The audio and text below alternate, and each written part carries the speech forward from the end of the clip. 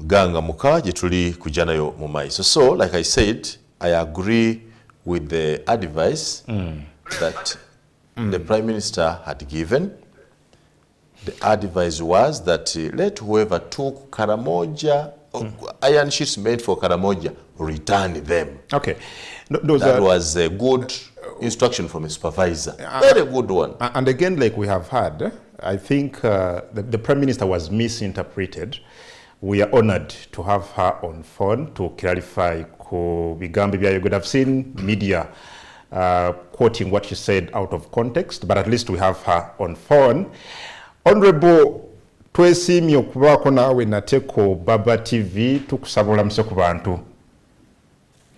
Mbalamusiza mwenna mukulike Pasika. Pasika, I like the Uganda word.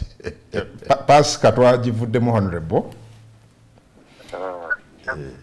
Oli buteevu ku Baba TV. Katono nnyo Honorable ndabye amawulire nga gakwotinga bwabadde mu kakiiko akakulembera omukyala Ababiku wayogeredde ku kugamba nti some of these ministers are highly educated and some think nti wabadde ogamba nti tosobola kubeera ng'oba supervisinga. Is this what you actually meant, Honorable? How can they talk like that? I meant that they can do what is right and they know what is wrong. Because if you are educated to the level of PhD, one thinks that you can do. That's why the president picks them, by the way. It is because of their qualifications. So that they can do some work on their own with minimal supervision. So you meant that they can... And the Prime Minister, by the way, the ministers are supposed to advise the president, the vice president, and the Prime Minister. When it comes to policy matters. So there was nothing really very, significant in that. I'm wondering why you people of the press are making it a big, big issue. Mchala Prime Minister. Alright, now Prime Minister. Why are you making it a big issue? Maybe it was misinterpreted. It was misinterpreted because you had asked these people to return Amabati. We are now waiting for that. How far have they gone with that instruction? Because that's an order you gave them. How far have they gone with that order? Some have returned, by the way, and the others are returning. Oh, you're sure they will return that to the government stores? Chirima amachira bikate kyategerekese bulungi kyalabisinga go yaddaga nti bano bamaanyi nnyo bayivu nnyo basoma mukyagala mukifule bwe mutyo nze kyovola abantu abamu tebajja mu mawulire bannamawulire mufuleminga tebamalayo sentensi yange tebagimalayo because that's what they need.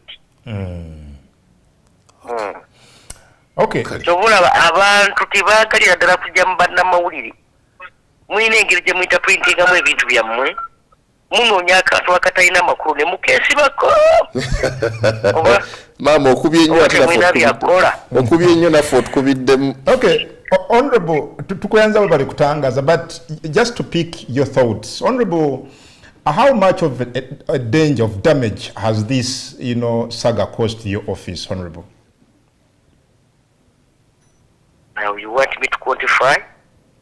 Because now you are looking for something else to put on social media. No, kyetubadde tugamba Prime Minister ensonga endabika ngento naye buli yabadde mu kkanisa aba Archbishop buli omu ng'ayogera ku nsonga eyo it has become bigger. You can no longer make it smaller. It's been overblown. The issue is now the mitigation measures. How do we get out of this, and where does this put the office of the Prime Minister? I will not answer that one. Okay. Thank you very much. Tukoyanza mama we bali kutangaza.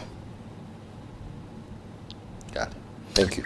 Kale, are you Prime Minister wa Uganda, Right Honorable Robinah Nabbanja, has made it very clear nti yabadde ategeeza nti abantu abayivu ba PhD holders, ba masters holders basuubira okukola ebituufu with minimal supervision. saba mawulire ababikootinze nga mwagala aga byabadde byammwe. This is what she exactly meant. I think the Prime Minister has cleared the air.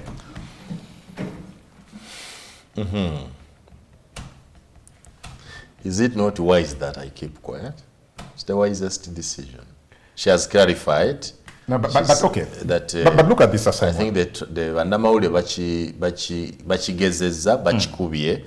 I can agree with her that chisoboko nga Vandamauli bachikubye ne bachisusawo. But now that points at some orientation. Nti Madam Nabbanja akimanyi nti Vandamauli baagalamu akatonako ne bakazimbulukusa. Kasomalo kumanyi nti bwe bachikola. Agambye statement bagisazeeko teyaweddeyo, which is true, tetufunye the whole committee speaking. But I think we shall for now, let us go by her explanation. But also, but from my training, from what I am saying, she may not be able to arrest the other impression, which is now spreading like a bushfire. From my training as a journalist, we are also expected, as journalists, we're expected to not only inform people, but also to interpret information and digest it for the people. Ordinarily, you cannot say that under normal circumstances, the Prime Minister can publicly come out and say, sisobola kusupervising abantu bano. Ekyo tekisoboka. You don't expect that to come from the Prime Minister. So, I think, bannamawulire baliyambyeko ku interpreting ebyayogedwa Prime Minister okutegeera kyabadde ategeeza, and they break it down for the public as opposed to taking it from its face. What my take on this morning is, one, on a positive note, I want to appreciate Robinah Nabbanja for being down to earth. Unlike Nabbanja, you couldn't get the other past prime ministers that easily. Within those very few minutes, she called him. No mukubire simu. No mukubire simu ngati wabadde nakwanukula nga muli kusonga nti oli ku TV. You couldn't do that with Amama. You couldn't do that with Uganda. Neither could you do that with Msibambi. Although Msibambi was easy, ng'omusanzu bitwamusanga nga mu corridor ng'omujjako interview very quickly, naye teyali mwangu nti atosobola omukubira essimu. Now Nabbanja shows you the simplistic way of life. Nti n'essimu ye eri mu ngalo ze. She can pick buli amukubira and she can respond. Kwa mulabadaga nti ajja ku office yange, Linda talk to permanent secretary. I want to appreciate that. And I think that's what makes her a unique mobilizer. One of the best that Mr. Museveni can have in terms of mobilizer. It is, it's not easy that you call a prime minister on a public holiday this morning, ask her to clarify something, ngali ku simu, nga nawe amubuuza takulaba. And she does it with that ease. I am really happy with her on that one. And I have not doubted her mobilization credentials. I think towards 2026, when you said the ONRM is going down, Madam Nabbanja would be one of the best Secretary Generals you would have to mobilize for the NRM and have an easy win for Mr. Museveni. Because she is a worker. It is, I am really moved by her civility. Mujita mutya. Is that civility? Obukakkamu obwo n'obwetoowaze. Ani gw'okubira omulala ku public odenga kuno nti owange olaba MP naye bannamwe tetuwummulako eno ye weekend yaffe, just MPs here, ordinary members of parliament.